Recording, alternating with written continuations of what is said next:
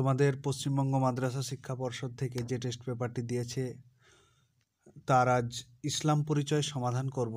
এর আগে তোমরা ইসলাম পরিচয়টা দেখে নিও, আমার এই চ্যানেলের প্লেলিস্টে চলে যাবে এবং সেখানে পার্ট পার্ট করে সমস্ত সাবজেক্টের সমাধান দেওয়া রয়েছে। আজকে ইসলাম পরিচয়ের পৃষ্ঠা নম্বর 409। প্রথম প্রশ্ন, সূরা আন-নাসের আয়াত সংখ্যা কয়টি? সেটি হলো 6টি। সূরা আল আসর অবতীর্ণ হয় কোথায়? মক্কা শরীফে। এরপর এর অর্থটা হচ্ছে যে মানুষের উপাস্য। এই ভিডিওতে তোমাদের ছোট এবং বড় সমস্ত প্রশ্নের উত্তর পেয়ে যাবে বা সমাধান পেয়ে যাবে। দেখো পরের প্রশ্ন, শব্দটির অর্থ কী? এই শব্দটির অর্থ হচ্ছে কুমন্ত্রণা। পরবর্তী প্রশ্ন, সূরা আন-নাসরে আয়াতে দ্বারা কার সাহায্যের কথা বলা হয়েছে? আল্লাহর সাহায্যের কথা বলা হয়েছে। এরপর এই যে কথাটি আছে এর অর্থ হচ্ছে যে পরস্পরকে সত্যের উপদেশ দেওয়া। পরের প্রশ্ন, কাদের বোঝানো হয়েছে এটা দেখো, যে পশ্চাদপসরণকারী শয়তানদেরকে বোঝানো হয়েছে। এরপর নিচের যে কোনো দুটি প্রশ্নের অনধিক 3টি বাক্যে উত্তর দাও। এখানে নিচের আয়াতটা অনুবাদ করতে বলেছে। এইটা দেখবে তোমাদের যে 1 নম্বর আয়াত আছে সেটা আছে, আমি দেখিয়ে দিচ্ছি।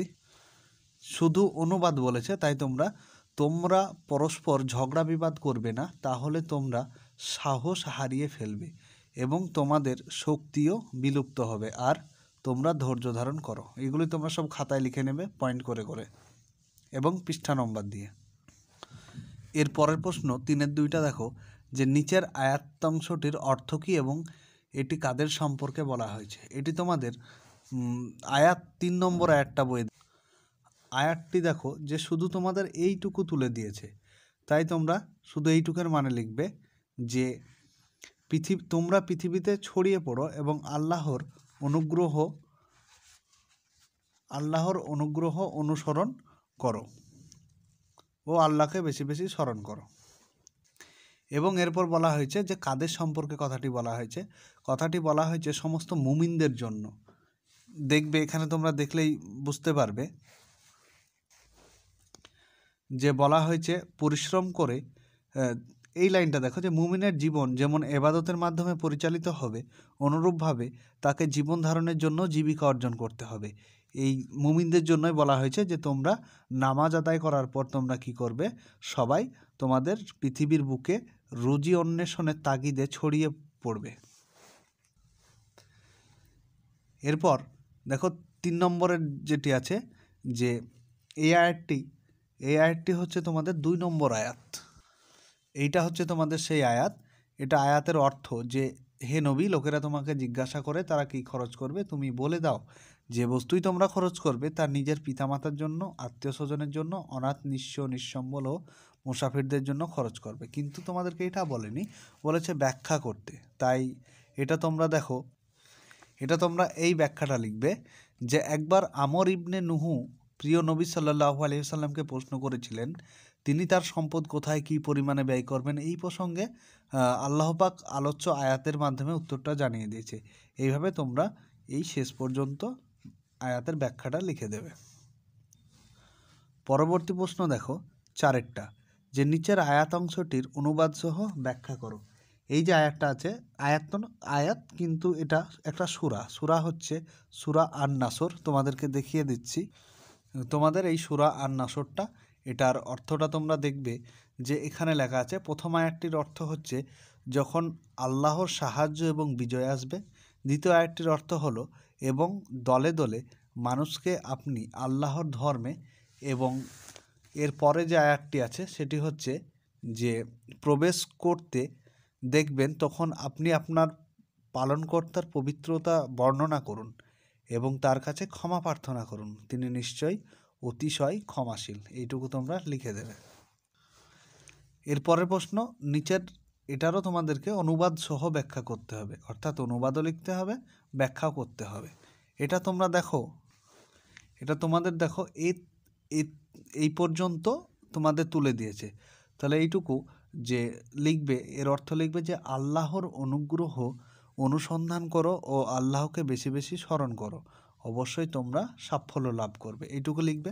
তারপর ব্যাখ্যা লিখতে বলেছে, তাহলে ব্যাখ্যাটা লিখবে যে আলোচ্য আয়াতটির পূর্বাংশে মহান আল্লাহ এই পর্যন্ত ধরে তোমরা আয়াত যেটা শেষ পর্যন্ত আছে তোমরা ভিডিওটি পজ করে লিখে নেবে। এই যে শেষ পর্যন্ত তোমাকে ব্যাখ্যাটা লিখতে হবে। এর পরবর্তী প্রশ্ন যে নিচের সূরা দুটির মধ্যে যে কোনো একটি সূরা শানে নুজুল অথবা ব্যাখ্যা করতে হবে। তাহলে প্রথমকার সূরাটি হচ্ছে সূরা নাস আর দ্বিতীয় সূরাটি হচ্ছে সূরা আল আসর। আমি দুটিই দেখিয়ে দিচ্ছি, তোমরা ভিডিওটি পজ করে লিখে নেবে বা মুখস্থ করে নেবে বা স্ক্রিনশট নিয়ে নিতে পারো মুখস্থ করার জন্য যদি বই না থাকে কাছে। দেখে নাও। দেখো এইটা হচ্ছে সূরা আন নাসরের শানে নুজুল। তাহলে শানে নজুলটা কি না, হজরত মুহাম্মদ সাল্লাল্লাহু আলাইহি ওয়াসাল্লামের শেষ জীবনে এক সংকটের মধ্যে পতিত হন। তার দরবারে এক ইহুদি বালক ছিল। ইহুদিরা হজরতের প্রাণনাশের জন্য তার মাধ্যমে হজরতের কেস মোবারক ও চিরুনির টুকরো সংগ্রহ করে। তারপর এই যে লাবিদ বিন আসাম নামক ইহুদি জাদু করে জারওয়ান নামক এক কুয়োর পাথরে চাপা দিয়ে রাখেন। এই যে এইটুকু শানে নজুলটুকু পুরো তোমাদেরকে লিখতে হবে এই পর্যন্ত। তাহলে শানে নজুলটুকু তোমরা কি করবে, ভিডিওটি পজ করে হোক বা স্ক্রিনশট মেরে হোক রেখে দেবে বা লিখে নেবে, যেটা ইচ্ছা করবে। এরপরে সূরা আল আসর, এটা হচ্ছে সূরা আসর। তাহলে আসরের ব্যাখ্যা তোমরা যে কোনো একটা ওখানে বলেছে ব্যাখ্যাও লিখতে হবে। তাহলে ব্যাখ্যাটি লিখবে, না হলে শানে নজুলটি লিখবে। যে কোনো একটি লিখতে যাবে, দুটি লিখবে না কিন্তু। তাহলে এখানে দেখো সূরা আল আসরের ব্যাখ্যা আর পরের পেজে দেখো শানে নজুল আছে, পুরোটা লিখে দেবে। আর এখানে দেখো পরের পেজে শানে নজুলটুকু আছে, হযরত আবু বকর রাদিয়াল্লাহু তাআলা আনহুর সঙ্গে থেকে শুরু করে এই সূরা অবতীর্ণ হয়, এইটুকু তোমরা লিখে দেবে। এরপর হাদিস। হাদিস শব্দের অর্থ কি না, আমরা সবাই জানি যে হাদিস শব্দের অর্থ কথা বা বাণী। পরের প্রশ্ন, যে হাদিসের সনদ কোনো সাহাবী পর্যন্ত পৌঁছেছে তাকে কি বলা হচ্ছে? তাকে হচ্ছে মাওকুফ হাদিস। পরের প্রশ্ন দেখো, হাদিসে কওলি কাকে বলে? হাদিসে কওলি বলতে নবী করিম সাল্লাল্লাহু আলাইহি ওয়াসাল্লাম তিনি যা বলেছেন সেটিকে হাদিসে কওলি বলে। তাহলে লিখবে যে নবী করিম সাল্লাল্লাহু আলাইহি ওয়াসাল্লাম যা করেছেন লিখবে না, যা বলেছেন সেটিকে কওলি বলে। এটাও আরেকটা প্রশ্ন দেখো, যদি বলে হাদিসে ফেলি কাকে বলে বা ফেউলি কাকে বলে, তাহলে যা করেছেন এগুলো লিখে দেবে। পরের প্রশ্ন, হাদিসে কুদসি বলতে কি বোঝো? যে হাদিসের মূল কথা সরাসরি আল্লাহ তাআলার পক্ষ থেকে এসেছে সেটাকে হাদিসে কুদসি বলা হয়। এরপর সনদ কাকে বলে তোমরা দেখো, যে সনদ বলতে যিনি কোনো একটি হাদিস বর্ণনা করেন তাকে আরবি ভাষায় রাবি বলে এবং হাদিসের বর্ণনা পরম্পরাকে সনদ বলা হয়। তাহলে সনদ কাকে বলবো? হাদিসের বর্ণনা পরম্পরাকে সনদ বলবো, শুধু এইটুকু। বেশ। পরে যেটি আছে দেখো 4 নম্বরেরটা, যেই শব্দটির অর্থ কি? এই শব্দটির অর্থ হলো গাছ রোপণ করে যে, বা গাছ রোপণ করা বলতে পারো। পরবর্তী প্রশ্ন 7 যে নিচের যে কোনো একটি হাদিসের অনুবাদ করতে হবে। তোমাদের প্রথম হাদিসটি দেখো, প্রথমেই যে প্রথম হাদিস আছে তোমাদের বইয়ে সেটি দেখো। এটি দেখো যে ব্যক্তি কোনো সৎ কাজের পথ দেখান তার জন্য সৎ কাজ সম্পন্নকারীর সমতুল্য প্রতিদান রয়েছে, এটি লিখে দেবে। পরের প্রশ্ন যে এটি দেখো যে এই হাদিসটি হচ্ছে 4 নম্বরের হাদিস তোমাদের যে ইসলাম পরিচয় বই আছে সেটির। আমি বইয়ে দেখিয়ে দিচ্ছি, একবার দেখে নাও। যে সমগ্র সৃষ্টি আল্লাহর আপনজন, সুতরাং তিনি আল্লাহর নিকট সর্বাধিক প্রিয়, যিনি তার আপনজনের প্রতি বেশি অনুগ্রহশীল, এইটুকু লিখে দেবে। এরপর 7-এর 2-একটা দেখো, যে নিচের যে কোনো একটি হাদিসের অনুবাদ সহ ব্যাখ্যা করতে হবে। আমি দুটো হাদিসই দেখিয়ে দিচ্ছি। প্রথমে যে হাদিসটি বলেছে সেটি হচ্ছে তোমাদের 5 নম্বর যে হাদিস আছে সেটি দেখো। তোমরা দেখো যে এর অর্থ হচ্ছে বিশ্বস্ত সত্যবাদী মুসলিম বণিক কিয়ামতের দিন শহীদের সঙ্গে থাকবে।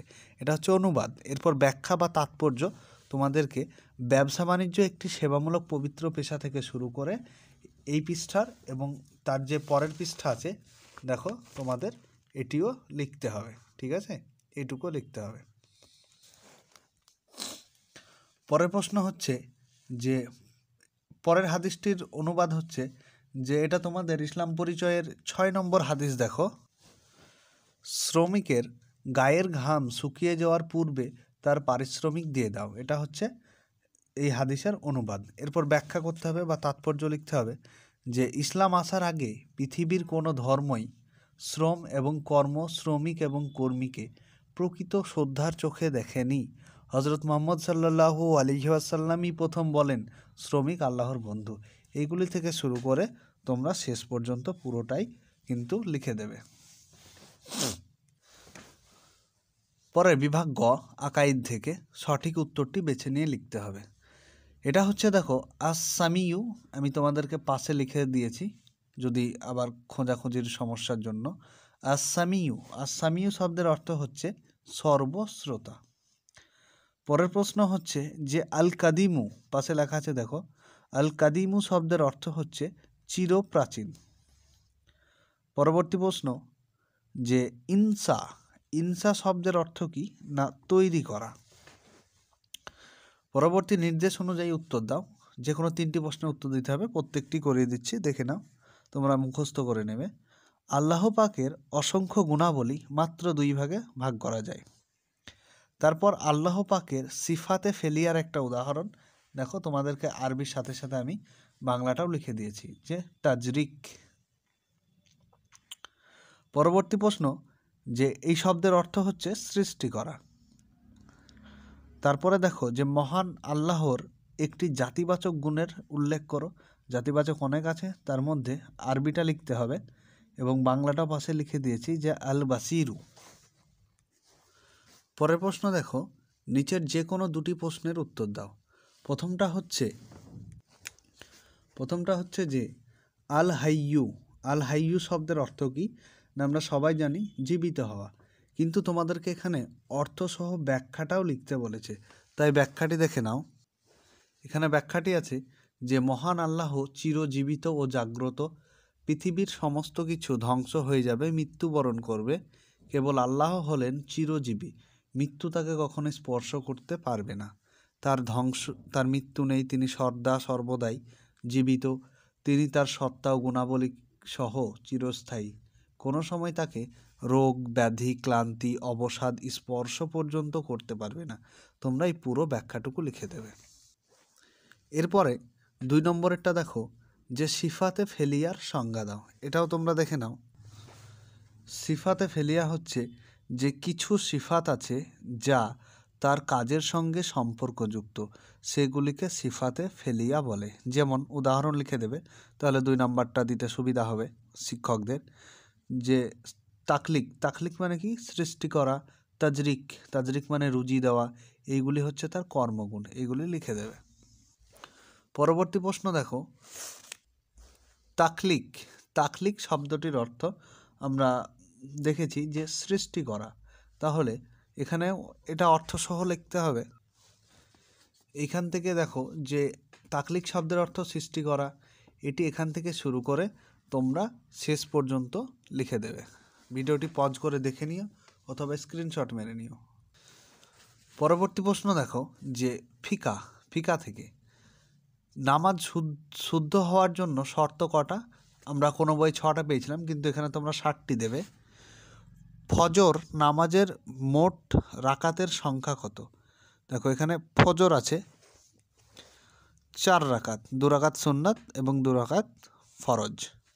পরবর্তী প্রশ্ন, বেদাতি ব্যক্তির ইমামতি করা কি, সেটা হচ্ছে দেখো যে মকরু। পরের প্রশ্ন, জানাজার নামাজের ফরজ কয়টি, সেটি হচ্ছে 2টি। পরবর্তী প্রশ্ন, একটি বাক্যে উত্তর দিতে হবে যে কোনো 4টি। মুক্তাদি কারা না যারা ইমামের পিছনে নামাজ পড়ে। দ্বিতীয়ত, আজহা শব্দটির অর্থ কি, সেটা হচ্ছে উৎসর্গ। এরপর হচ্ছে ইরহাম কি। তোমরা দেখো এখানে ইরহাম যেহেতু 1 নম্বরে, তাই তোমরা শুধু লিখতে পারো যে ইরহাম হচ্ছে হজের একটি ওয়াজিব, এটিও লিখতে পারো। পরবর্তী প্রশ্ন, কাফন শব্দের আবিধানিক অর্থ কী? কাফন শব্দের আবিধানিক অর্থ দেখো, মৃতের গায়ে জড়ানো কাপড়, শুধু এটুকু লিখবে। পরবর্তী প্রশ্ন, রুকু থেকে ওঠার সময় মুক্তাদিরদের কি বলতে হয়? এটি দেখো যে রুকু থেকে যখন উঠবে তখন ইমাম সাহেবের পিছনে হলে ইমাম সাহেবরা কি বলবে যে সামি আল্লাহু লিমান হামিদা, এরপর মুক্তাদিররা বলবে রব্বানা লাকাল হামদ। এটি তোমরা লিখে নেবে, মুখে বললাম, লিখে নিও। জামাত শব্দের আবিধানিক অর্থ কী? সেটা হচ্ছে জনসমাবেশ। পরবর্তী প্রশ্ন দেখো যে কোনো মানে সব জায়গায় অধিক বেশি হলেও 3টি বাক্যে উত্তর দিতে হবে, যে কোনো 6টি, 6 দুগুণে 12, 2 করে আছে। যে সাহু শব্দের অর্থ কী? শরীয়তের পরিভাষায় সাহু সিজদা কাকে বলে?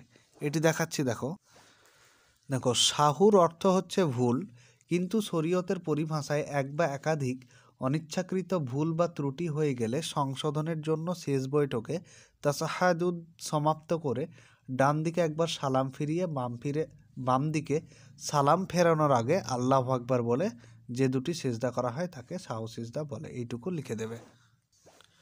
পরবর্তী প্রশ্ন, উকুফে আরাফাত কথাটির অর্থ কী? হাজিদের জন্য উকুফে আরাফাতের হুকুম কী? এখানে দেখো উকুফে আরাফাতের বলেছে, এটা আরাফাতের অর্থ বলেছে যে আরাফাতের ময়দানে অবস্থান করা। এরপর বলেছে যে ওখানে হাজিদের জন্য এটা কীরকম হুকুম, মানে হজের ফরজ। এটা তাহলে লিখবে যে এটা হচ্ছে উকুফে আরাফাত হচ্ছে হজের 3টে ফরজের মধ্যে একটি ফরজ, অর্থাৎ এটি ছুটে গেলে কিন্তু হজটা ঠিকঠাক হবে না, যেহেতু ফরজ বা বাধ্য বলেছে। পরবর্তী প্রশ্ন, ঈদ শব্দের আবিধানিক অর্থ কী? ঈদ কয় প্রকার ও কী কী? এখানে তোমরা স্পষ্ট দেখতে পাচ্ছ যে ঈদ শব্দের আবিধানিক অর্থ হচ্ছে প্রত্যাগমন ও ফিরে আসা। যদি বলে ঈদ কয় প্রকার, তোমরা লিখবে 2 প্রকার, একটা হচ্ছে ঈদুল ফিতর ও ঈদুল আজহা। পরের প্রশ্ন দেখো, ইমামতির যোগ্য ব্যক্তি কারা? এগুলো তোমরা সবই দেখছো যে ইমামের যোগ্যতা, অর্থাৎ যোগ্য ব্যক্তি কারা না, যিনি আলেম ও শরীয়ত পালনে সর্বাপেক্ষা উত্তম, তারপর যিনি চরিত্রবান ও নামাজের তরতিব সম্বন্ধে সর্বাধিক অভিজ্ঞ, 3 নম্বর যিনি বয়স্ক পরহেজগার অধিক সুন্দর সুশ্রী হবেন, 4 নম্বর যিনি স্বাধীন ও সম্ভ্রান্ত বংশীয় হবেন। এইরকম অনেকগুলিই আছে, তোমরা 2-1টা লিখে দেবে। 2 নম্বর তো তাহলে 2টো লিখে নেবে। পরবর্তী প্রশ্ন দেখো যে মহিলাদের কাফনের 5টি কাপড়ের নাম কি? মহিলাদের কাফনের যে 5টি কাপড় দেওয়া শূন্য, তার 5টা নাম হচ্ছে, একটা হচ্ছে কোর্তা বা পিরহান, দ্বিতীয় হচ্ছে ইজার বা পায়জামা, তৃতীয় লেফা, চতুর্থ দামানি বা মস্তক আবরণী, 5 নম্বর সীনাবন্ধ বা বক্ষ আবরণী। তোমরা শুধু নামগুলো লিখে দেবে। পরের প্রশ্ন বলেছে ওসর কাকে বলে? ওসর আদায়ের পদ্ধতি কি? এটা দেখো খুব সুন্দর প্রশ্ন। ওসর বলতে জমির জাকাতকে ওসর বলা হয়। এবার বলছে পদ্ধতিটা কি না, পদ্ধতিটা দেখো যে ওসরের ক্ষেত্রে 1 বছর উদ্বৃত্ত থাকা শর্ত নয়, জমির আয় যথা ধান গম নারকেল ইত্যাদির 1/10 অর্থাৎ 10 ভাগের 1 ভাগ জাকাত বাবদ দিতে হবে যদি ওই জমি বৃষ্টির পানিতে চাষাবাদ হয়, আর 20 ভাগের 1 ভাগ জাকাত আদায় করতে হবে যদি ওই জমি সেচের পানির দ্বারা আবাদ হয়। খুব সুন্দর একটা পদ্ধতি। পরের প্রশ্ন দেখো এজতেবা কাকে বলে বা এজতেবা বলতে কি বোঝায়? এজতেবা হলো ইহরামের চাদরকে ডান বাহুমূলের নিচে দিয়ে নিয়ে গিয়ে বাম কাঁধের উপর ঝুলিয়ে দেওয়া, এটাকেই বলা হয় এজতেবা। এরপর বড় প্রশ্ন দেখো 3-3 যে কোনো একটা লিখতে হবে যে আরকানুস সালাত কাকে বলে? নামাজের আরকান কয়টি ও কি কি? দেখো আরকানুস সালাত তোমরা লিখবে যে শরীয়তের ভাষায় এতটুকু না, এখান থেকে লিখবে যে কোনো বিষয়ের মৌলিক অঙ্গ যা দলিল সহ প্রমাণিত ও সন্দেহের ঊর্ধ্বে। এবার বলেছে নামাজের আরকান কয়টি, সেটি হলো 6টি। এখানে দেখো 6টি আছে, যে তাকবিরে তাহরিমি বলা, দাঁড়ানো, কিরাত পড়া, তারপর নিচে আছে দেখো রুকু করা, সেজদা করা, শেষ বৈঠক করা, এই 6টা লিখে দিও। পরের প্রশ্ন, জুম্মার নামাজ ফরজ হওয়ার শর্ত কয়টি ও কী কী? এখানে দেখো জুম্মার নামাজ ফরজ হওয়ার শর্ত হচ্ছে 6টি। কি কি বলেছে, তাহলে কি কি লিখে দেবে, যে পুরুষ হওয়া, স্বাধীন হওয়া, মুকিম হওয়া, তারপর মুকিম মানে স্থানীয় হওয়া, তারপর সুস্থ হওয়া, অন্ধ ব্যক্তির উপর জুমার নামাজ ফরজ নয়, তারপর 6 নম্বর 5 ওয়াক্তের নামাজ ফরজ হওয়ার শর্তাবলী কারণ মধ্যে বিদ্যমান থাকা, মানে ওটা থাকতে হবে। পরের প্রশ্ন, দাফন শব্দের অর্থ কী? এগুলো তোমরা ইসলাম পরিচয় বইয়ে একটু দেখে নিও, এগুলো একটু বড় আছে বেশ, ওই জন্য আমি আর দেখালাম না, পেয়ে যাবে বইয়ে। পরের প্রশ্ন ফারায়েজ থেকে, মৃত উত্তরাধিকারী হওয়ার শর্ত কয়টি? সেটি হচ্ছে 4টি। পরবর্তী প্রশ্ন, আসাবাতুন নাসাবিয়া কাকে বলে? যাদের সঙ্গে মৃতের রক্তের সম্পর্ক আছে। পরের প্রশ্ন, ওসিয়ত বলতে কি বোঝায়? দানপত্রকে বোঝায়। এরপরে দেখো যে ওয়ারিশ এবং কার কতটুকু অংশ, এটা অনস্বর হবে, অংশ এবং অবস্থা। মাতার কটা অংশ? 3টে অবস্থা, এবং অংশটা হচ্ছে 1/6, 1/3 আর 1/3। স্ত্রীর কটা? এরকম 2টি, 1/8, 1/4। ভগ্নীর কটা? মোট 5টি, তার মধ্যে হচ্ছে 1/2, 2/3 আর আসাবার বঞ্চিত। পর প্রশ্ন দেখো যে 24,000 টাকা রেখে গেছেন এবং ওয়ারিশ রয়েছে, তাহলে তারা কে কে ওয়ারিশ রয়েছে? পুত্র, স্ত্রী, পিতা। এই যে 3জন আছে এদের মধ্যে ভাগ করতে হবে, তাহলে পুত্র 17,000 পাবে, স্ত্রী 3,000 এবং পিতা 4,000। পরের প্রশ্ন দেখো, এবার 60,000 দিয়ে দিয়েছে, যে পিতা পুত্র কন্যা 2জন আছে, তাহলে পিতা পাবে 10,000, পুত্র 25,000 এবং কন্যা 2জন 25,000, 2জন কন্যা মিলে 25,000। পরের প্রশ্ন, যে এপিজে আব্দুল কালাম জন্মগ্রহণ করেন কত সালে? 1931 সালে। কিতাবুল মানাজিরের রচয়িতাকে? সেটা হচ্ছে ইবন আল হাইথাম। পরবর্তী প্রশ্ন দেখো, চোখ থেকে রশ্মি নির্গত হয়ে বস্তুর উপর পড়লে তবেই বস্তুর দৃশ্যমান হয়, উক্তিটি হচ্ছে ইউক্লিডের। পরের প্রশ্ন, কুদরতে খোদা কোথায় জন্মগ্রহণ করেন? সেটা হচ্ছে বীরভূমের মাড়গ্রামে। পরের প্রশ্ন, পদার্থবিজ্ঞানে অলবিরুনির শ্রেষ্ঠ অবদান কি? না 18টি মূল্যবান পাথর ও ধাতুর আপেক্ষিক গুরুত্ব। এটা দেখে নিও, তোমরা লিখে নিও। পরের প্রশ্ন, ইবনে সিনা কে ছিল দার্শনিক? তার রচিত একটি গ্রন্থের নাম কানুন ফিরতিব। কিতাব আল হাওয়াই কার লেখা? এটা হচ্ছে আর রাজির লেখা। কতটি খণ্ডে সমাপ্ত? 20টি খণ্ডে সমাপ্ত। পরের প্রশ্ন, আব্দুস সালাম কত সালে নোবেল পুরস্কার পান? 1979 সালে। পদার্থবিদ্যার আন্তর্জাতিক গবেষণাগার তিনি কোথায় খুলেছিলেন? সেটা হচ্ছে ইতালির ত্রিয়েস্তেতে। ভালো করে বানানটা দেখে নাও, ইতালির ত্রিয়েস্তেতে। তোমরা এই ইউটিউব চ্যানেলের প্লেলিস্টে গিয়ে ইসলাম পরিচয় এবং সমস্ত সাবজেক্টের ভিডিও, মানে টেস্ট পেপারের সমাধান পেয়ে যাবে। পরবর্তী প্রশ্ন, যে 1913 সালে আঞ্জুমানে উলামায়ে বাংলার যুগ্ম সম্পাদক কে ছিলেন? সেটা হচ্ছে মৌলানা মনিরুজ্জামান। আঞ্জুমানে খাওয়াতিনে ইসলাম গঠন করেছিলেন কে? সেটা হচ্ছে রোকেয়া সাখাওয়াত হোসেন। পরের প্রশ্ন, পদ্মরাগ উপন্যাসটি কার লেখা? সেটা হচ্ছে বেগম রোকেয়া। পরের প্রশ্ন, শহীদুল্লাহকে বেদ পড়াতে অস্বীকার করেছিলেন কে?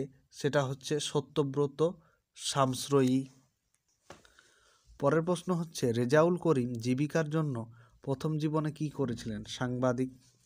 এরপর এগুলি তোমরা রোকেয়া সাখাওয়াত হোসেনের যে অবদান রয়েছে সেখানে 2 নম্বরের জন্য সংক্ষিপ্ত আকারে একটু লিখে নেবে। ভিডিওটি ভালো লেগে থাকলে বন্ধুদের সাথে শেয়ার এবং সাবস্ক্রাইব করো পরবর্তী ভিডিওর জন্য।